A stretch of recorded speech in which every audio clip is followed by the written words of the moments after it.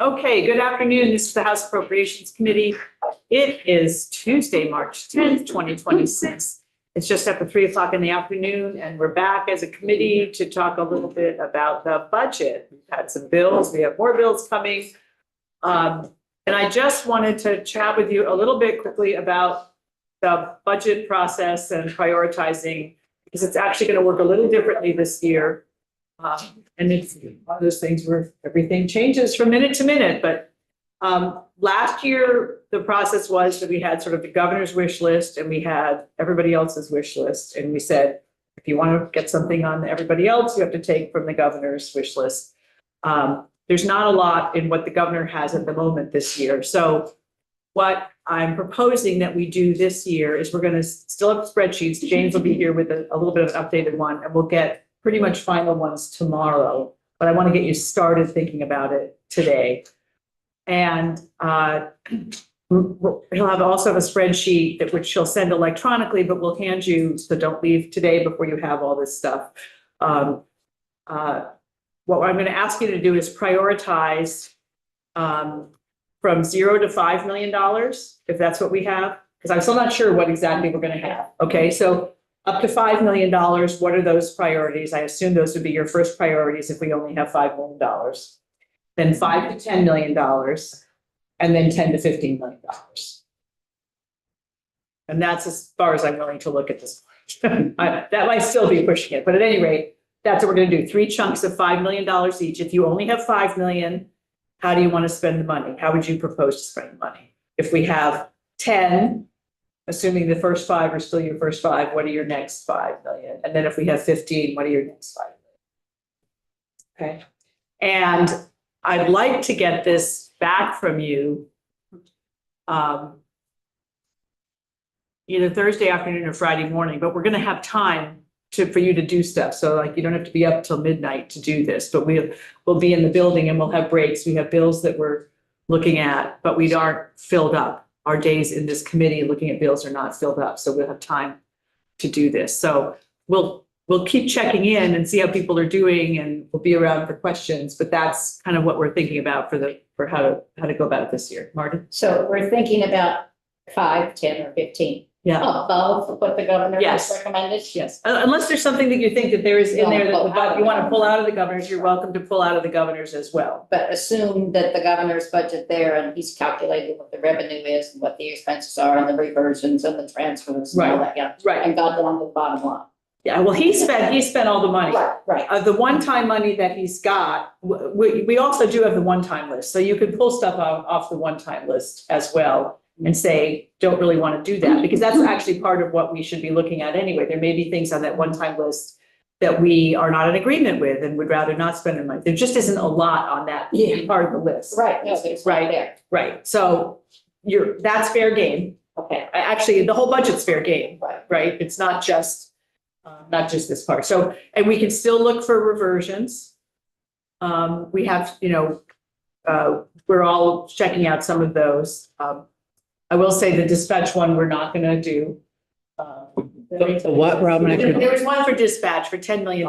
Sorry. But basically what I told Jason Ego was that if it's still there next year, we're taking it. But there's other pieces in there, other reversions that are still fair game. So if you have suggestions for ways to get more funding from reversions, James has been looking at a bunch of them, and some of you have been talking about them with people too. Those count as money that we can use as well. Okay, but the governor's budget also assumed that we would reserve the 75 million. Yes. He assumed it for education. Yeah. He also unreserved 30 as that's part right. Of so we will assume that 105 million is being used. It's being used for the that's not part of the pool we can play with. Right. Okay. That's not part of the pool we can play with. That's there's been sort of an agreement above my pay grade around that. So Dave? I didn't mean to interrupt you. Did you finish? No, A couple of things. yeah. Would it be helpful to people if we all just took 60 seconds and said, here's what I'm thinking right now and why? So we had the benefit of everybody's thinking? Or do we just go our own way with our own thing? And, Okay, second, what's your? and then, second, I brought this up before, so I apologize if I'm wearing out my welcome, but I haven't been told to stop yet. I keep going until, Each time. my kids do the same thing and by my count, we have $409 million in reserves, various accounts. We were told back in January, there was 329 million as of July 1 in the reserve accounts. To my knowledge, nobody's taken that, but for the sake. Yeah, I thought it was 312, but whatever, it's Then something. we have the 50 million, Yeah. and then we have 30 million. Hmm. And then the other 30 is gone, I think, Right. because, so when I add all those together, I came a little bit above 400. And in my mind, wanting to be responsible, I said to myself, if it's 409, if we use 9 in whatever way we felt was appropriate through this process, we'd still have 400 million there. And yes, we are in the longest economic period of economic expansion in our history, and eventually there'll be a recession. Who knows when? We'd still have 400 million, and whether we had 400 or 409, I figure we're just about as well off. So I keep thinking that, gee, we have capacity for those who are uncomfortable touching any of it. And I'm talking about touching what I think is a relatively modest amount, 5 to 9 million. Is that on the table, or has it been ruled that? The reserve that we have, we really much, we don't, I mean, but leaving aside the typical reserves, the caseload reserve, 2357 reserve, the budget, the rainy day fund, the stabilization reserves. We don't touch those. It's gonna have to be like, I don't know what a cold day in hell is, but it's not something that we, Okay. it's very difficult to get the, we're not ever gonna touch the 2753 because we're saving up to pay those fund. I mean, we just don't do that. 50 million that we set aside from last year has been appropriated to the general, to the e-board. That's what we use, the $6.5 million of SNAP when the government, and that's specifically for federal issues. The first 30 million that is still there is also for federal. That's appropriated to the General Assembly, reserved for federal funds issues. So is it possible, if there were enough votes, to unreserve some of that 30 million and use it for something else? I mean, if the General Assembly decided they wanted to unreserve it, we could unreserve it. We have the authority, we have the power to do that. I would just say that we are in year 1 of a 4-year administration, and those are all to be used for federal funds too. We're in year 1 of a 4-year administration. Things have been happening. I don't know if we're still at war or whether we're not at war. It depends on what time of day we've talked about. So we don't know what else is going on. So those were reserved for a reason. So I guess where I'm going with this is unlikely to use some of that. That's what I'm thinking. I don't know if joint fiscal has any other thoughts on the other reserve funds, but Emily, when you said we don't really take from the reserve funds in most cases too. It's very difficult to. Is that right? But yeah, Emily Burke, the joint fiscal office, the human services caseload reserve sometimes bounces around ever so slightly, just based on closeout calculations around what's needed to cover the Medicaid tail. Right. The rainy day fund and the stabilization reserve you would have to be intentionally unreserved. Right. We have that authority. Yeah. We have the authority. 2008, rainy day fund. Right. 2008, that's when that came into play. Yeah. And we needed it. And we needed every penny of it. Yeah. And of course, I'm talking about, in the margins. I'm talking about something that preserves that, Yes, but takes a little yeah, to perhaps go a long way. yeah. I feel like a friend, I was talking to a friend and he said, it's like being on the Titanic and not throwing out all the life jackets. You know, there's things that are broken and breaking and you've got some capacity, but you save it for a bigger storm. Well, I would wager, and I think we've seen from the the revenue forecast, FY 28 is going to be harder, a lot harder than FY 27 and 29. So we are heading into stormy waters and we may need those life jackets for future fiscal years at this point. I think I've heard that every year since 2016. Not during COVID. all Save one for COVID. Yeah. But I. Well, but in those other years, we had the federal government supporting us on a lot of these things. So what's going to happen in FY 28, the provider tax is starting to go down and we're going to lose. I understand. How many millions of dollars is that? Well, 85 over a few years. I don't know how much we're losing the first year, 30? I don't know how much. Many millions. Thank you. I just wanted to bring it up and I have a more clear understanding now. It's unlikely. That would be it. And with the other one, I am agnostic if people want to go around and say what they're thinking of, but people may also want to think about it before they go and say what they want. Which is kind of what I'm sensing from the rest of the room. I'm not prepared to Yeah. do something like that. I'm not either. But- I'm not either, but so we're gonna get an updated, so you have this. That was from yesterday, dated March 9th at 14:28 to 28. James is handing out an updated purple top one. This is the one from the treasurer and the secretary of state and the, what did you call them? Administration. Instrumentalities of government, Instrumentalities of Yeah. government. and then the advocate requests as well. Are they on here as well?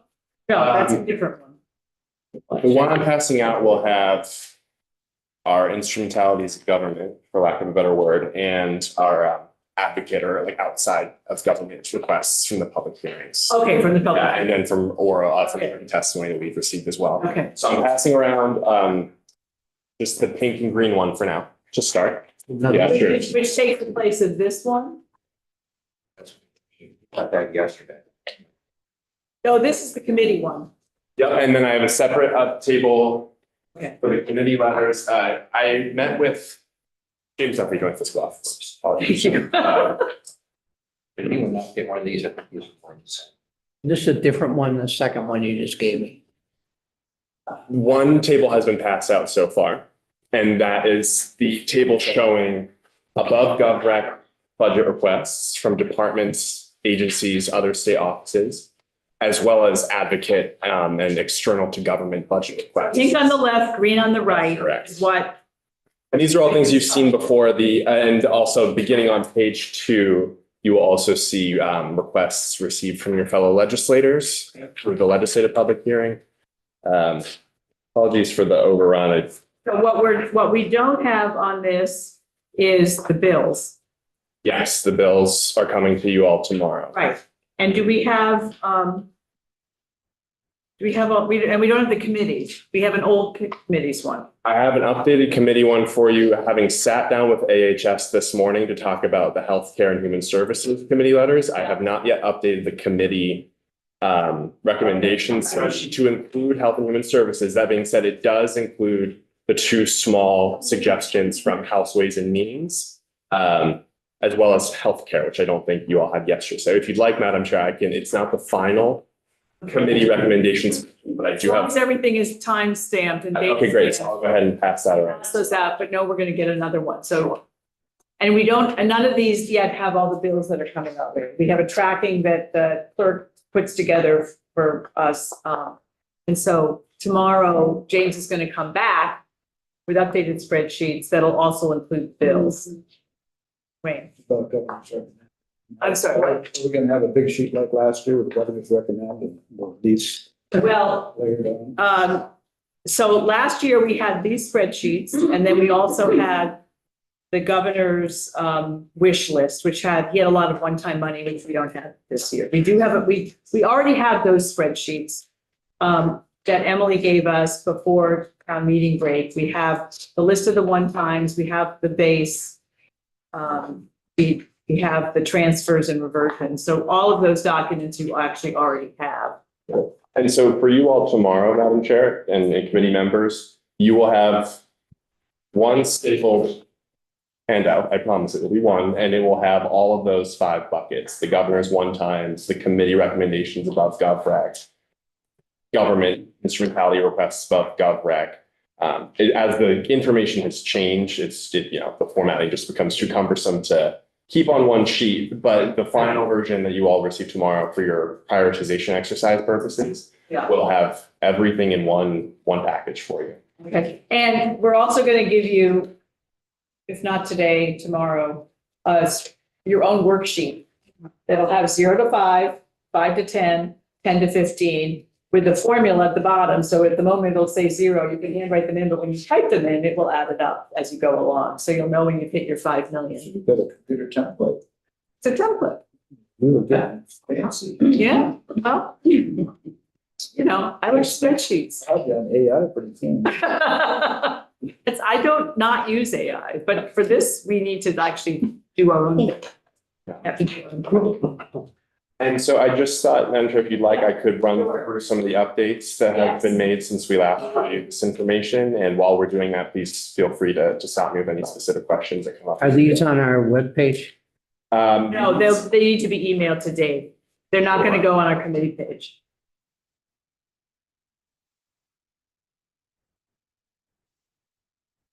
So these are all dated 3/10.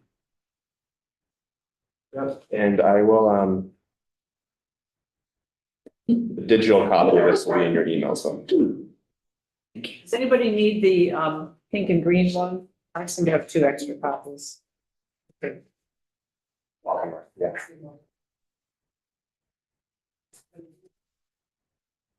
Okay, so we're looking at the pink and green one.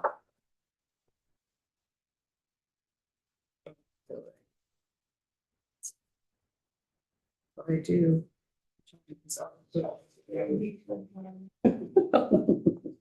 Okay, so what? Oh, and do you want to explain the asterisks also? Yes, I will. So previously, I have been notating global commitment items for you all by highlighting the cells in yellow. Only because those items, as I explained yesterday, will require some more verification by the Joint Fiscal Office and working with Agency of Human Services, holding off on verifying each of those individually to have a final number until we know what the committee's preferences are and know what the short list is of items to dig into. Those are notated now, just to make it less visually confusing, I hope, with asterisks instead of yellow highlights. We're preserving some of our color coding ability here. So under advocate general fund requests, for example, that green table on the right, you'll notice a number of requests over GovRec have asterisks next to the number. That's simply indicating that it's a potential global commitment item. Under the description for each item, it will indicate whether that is gross, general fund, as yet undetermined split that needs further JFO verification. So we aren't gonna have Nolan and AHS and James figure all those out unless we have like a bunch of people who are interested in a certain. So we're not just gonna have them go through the exercise On these. on all of those On all. unless they rise to the top. So if they show up on a bunch of spreadsheets as priorities, then of course we'll go figure out what it is we're actually talking about. And you'll also notice while I'm drawing your attention to that green table on the right with advocate general fund requests, I've reordered these since the last time you saw it previously. They had, I think, just been in alphabetical order. They're now roughly ordered by budget area and or thematic area where, a specific request isn't easily attributable to a specific budget area. So for example, all of the global commitment implicated items are all grouped together because they're bunched together under, what would likely be the B300s. So those are now roughly in budget area order. James, on line number 7 and line number 11, over on the right-hand Yes, I was side, gonna say the same the thing. spacing. We is can't not read what the we words are. We can't read On the right the side, whole amount. The right. 274,000 it's, all we can see is contract funding. Oh, wonderful. Who's It that for? happens. That's Vermont legal aid. Yeah, so those are Vermont legal aid items. So those were lines. That was 7, and then there's also one around line 11, 11, Okay. for $1,880,000. So line 7 is Vermont legal aid. That's restoring their MAP contract. And yeah, Medicaid. Access something. This is the contract that Vermont legal aid has held for a number of years. That's right, that they just got re-upped and then they got it taken away. Okay, yeah. Okay, MAP, yeah, that's the contract they have to look into billing for dual enrollees to Medicare and Medicaid and ensuring that programs are being properly billed either to Medicare or Medicaid, with the idea being that there are costs to the state when the proper billing is followed. What's 11 again? 11 is Vermont Parent Child Center, PCCs, network integrated the grant. 1880. So on this question on the map, the Vermont legal aid part, what agency, who's administering the money? So that is a contract that has been historically held by DEVA. And for fiscal year 27, the contract is proposed for termination. So what were they doing? So DEVA was giving out money and they were hiring them to. They've had a contract for them for 60 years. And they just upped it in November and then canceled it in January. 60 years. I think that's what they said. Long time. It was a long time. That's a long time. Medicaid. They came in and talked to us in January about this. Well, I heard about that one. That part of You it. did, that's part of what we talked about, because we were kind of flabbergasted that they signed the contract in November, and then they were told in January it was being canceled. Well, I guess it's 60 years worth. I think it was 60, I could have the wrong number, but I thought it was, I don't know. Just a bull. And the idea behind this contract is whatever it is, Time, yeah. it's been decades, it's been decades. representative, the service being provided is ensuring that where possible, Medicare, I believe, is being properly billed. The idea being by billing Medicare because it's entirely federally funded, it saves state Medicaid dollars. And DEVA's justification for terminating the contract going to FY27 has been that they have not seen cost savings from the contract, right? That they've been paying more for the service than the savings they receive, was the explanation given by DEVA in their testimony. They appeal Medicare decisions. Thank you. Okay, so they're legal, so it's a legal appeals. Yes. No, DEVA has their own attorneys, right? Some, they're probably using AGs. So I'm wondering why they weren't doing it themselves. Pretty labor intensive and it's a specialty. Especially. So all the asterisks are, that's the, unless it's mentioned, which it was for legal aid, which we'd broken out the general fund and the total global commitment. Most of these, I think that's the total amount, and we haven't broken out the general fund versus global commitment. So, and part of there's like not a, it's sort of like transportation in some ways. So there's a state match, and it depends on what the program is, what the state match is. So the match might be 90-10, it might be 50-50, it might be 75-25. So if you're putting some of them in, I don't know, maybe we should just assume 50-50. Either that we match. If you put that in your priority, so let's say you choose to do the parent-child centers as one of your priorities, that's $1,880,000. Assume 50% of it is general fund for the purposes of doing our spreadsheet. But if, 6 people put that in, that they really want to do that, then we'll get the actual numbers. But we have to make an assumption, right? I think that's fair. And what we would do is for the programs that rise to the top of the committee's prioritization list, one, if the global commitment eligibility hasn't been verified already for most of these, it's pretty clear cut applicability. But we'll verify with AHS that it is indeed applicable to global commitment, and we'll verify the global commitment general fund. Right.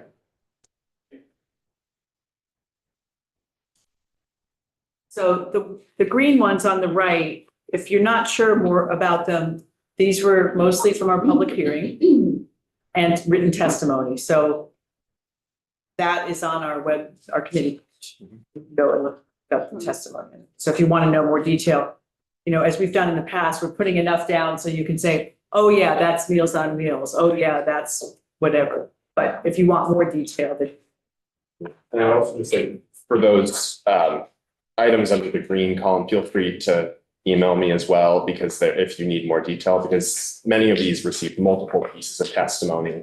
And there might be one that I would point you towards that has the most detail about the ask, that, save you some time digging on the committee page.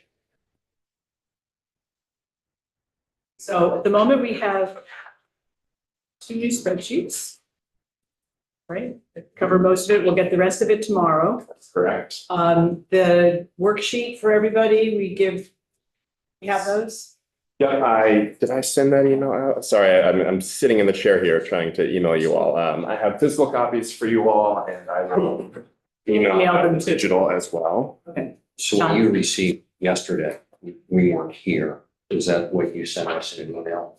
That long list of things? Yes, and so I would say what I'm about to email you will. These should be the updated version, so These are replacing. these are replacing what yesterday, so just use the ones, These are here. Okay. yeah.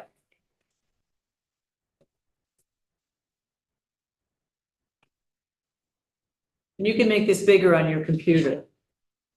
Yes. Change these now. We're gonna have until Thursday sometime to get this done. Yes. Ideally, we get this in, thank you. Oh, we don't have lines on here. We need lines. You can draw them in with the little ruler. Come in. I didn't know how, some of you may want 3 lines, some of you may want 12 lines. Oh, I see. Well, Rows. okay. I don't don't want want that there very and nice subtraction. so I don't even need. But is it on a spreadsheet on the electronically so we can fill in the lines the way we want? All right. All right. We're covering all preferences here.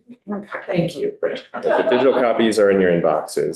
So ideally, it would be great to get this done by Thursday afternoon, but I'd say Friday morning at the latest, but we'll check in and see how people are doing. We'll have a sort of finalish updated spreadsheet tomorrow, maybe a couple of days. Right, and so there is a really helpful crossover bill tracking document from Betsy Ann that's been circulated, so yeah, I'll be using that as really the main input into that part of the spreadsheet. I'll just note, there will be things on there that you likely bills that you have not heard yet, right? Because policy committee crossover is this Friday, you all have until your crossover next week to hear more testimony of those bills, so tomorrow there will be information on bills that you may not have heard from yet when you receive this tomorrow. But at least we know what the money is, so Exactly. and this is gonna evolve, but we need to get started. And, this gets you thinking about what your priorities are. And then we'll just flex as we need to. I'm thinking more about. Good tip. Just send those, Yeah. wait a minute. I'm just They, thinking they about, should be in your inbox. there may be some things that we Yeah, that's okay. I'm sure they'll come. want to, if, There it is. if we identify money that will be used to fund something, we would need to indicate that somewhere. And if that would, so what you're talking about though, in terms of first 5 million, second, third, it's really general fund money. Yes.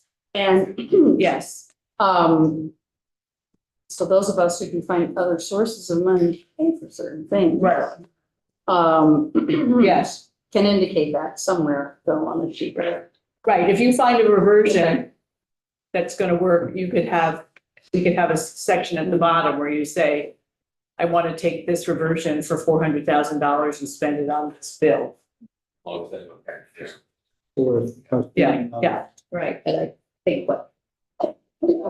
I think maybe what Dip was saying is that if she knows there's a special fund someplace that has a balance. Yeah. That she could take $200,000 there. Right. To accommodate a position. So we need to note that as well. Yes, that should be noted as well, and that doesn't have to be part of the 15 million. Yeah. So we're thinking, discussion we had on the high risk dams. Yes, For example, that and well, there was two items there, so we should deal with those separately. well, you I can, have a or you can plan. just, We have a plan, so but. so maybe talk to Trevor. Well, but with that plan, I mean, so we don't want to include that in this. Yeah, because it wouldn't come out of No, this. it's a separate If, plan. yeah, well, or, yeah, if you know the money's coming from somewhere else and can come from somewhere else, but you think it's a priority, then it still needs to go on your sheet, because just because Trevor knows the plan, but if we think it's important, make sure it's on the sheet somewhere. Because there definitely were a couple the week before we left, the dam safety being one and the mediator being the other that we heard. We seem to feel like everybody recognized those were important. And I'll keep looking for money. I'll do this too, but I'm also gonna keep looking for money, just like I know you are from different That versions. shovel truck. Me too. That's All right, how about one of those Geiger counters that, look under the ground for. So, Metal detectors. so we sort of clear on what's going on? It's a little foggy, but we'll see. We'll get started and then we'll keep checking in, so that we see how this is working. But it is different from last year because the money's different than it was last year. And next year could be different from that. All right, so tomorrow, if this is updated, we start at 9 about county and regional governance study, and then OPR, Office of Professional Regulation, and then James is going to come back at 10:30. And if we need to change that, you just let me know. We have flexibility in the morning. And then in the afternoon, we're going to hear the extended producer responsibility for beverage containers. And then we are going to hear the landlord tenant thing on Thursday morning, but not until 10. So there are breaks in between for you guys to be able to do this work and ask us all questions and me to do this work. So that's what I got. Okay. Thank you all.